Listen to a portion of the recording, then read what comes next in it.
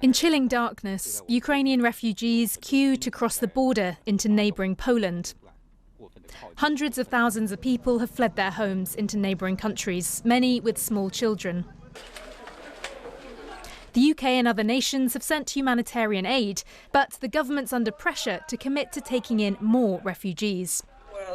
Natalia lives in the UK. Her 69-year-old mother, Valentina, fled from Kharkiv in Ukraine on the Russian border to Hungary by foot. The trip to Hungary was initially by foot, then she used some, I'm not entirely yet sure, I think she stopped some cars and got in and got herself to a train station somewhere, then got herself to Budapest, and then from Budapest she managed to fly to Paris, which is very brave of her because she doesn't speak English and doesn't really travel so much on her own. But she's managed to do all of that and arrived to Paris yesterday morning. And I arrived here as well from London, and I met her here. But when they reached the UK border in Paris, she was denied entry because she didn't have a visa. I have my indefinite leave to remain, so there was no problem with me, but my mom has claimed asylum and humanitarian assistance. And they said that they couldn't consider this because the border post was not on the UK soil. The Home Office say their priority is supporting British nationals and their dependents who want to come to the UK. Visa services in Ukraine are suspended for everyone else, but if they reach a neighbouring country, they can apply for a visa to work or study in the UK under the points-based immigration system.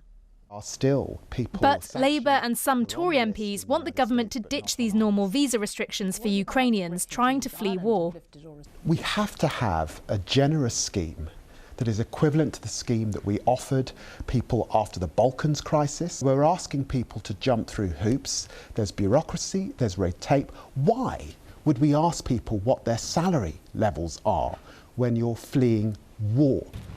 So what is the UK doing to support? As well as military and humanitarian aid, the Foreign Secretary Liz Truss said while the UK has ruled out sending troops to fight in Ukraine, she would absolutely support British citizens going to fight.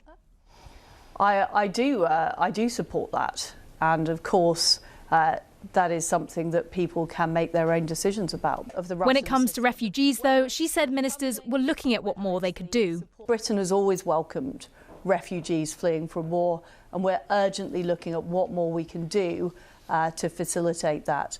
But ultimately, what we need to make sure is that we protect Ukraine as a sovereign democracy. Ultimately, the people of Ukraine want to live in Ukraine. Valentina is one of those people. She didn't want to leave her country, but missiles have rained down on her hometown and tells me here President Putin must be stopped. Ione Wells, BBC News.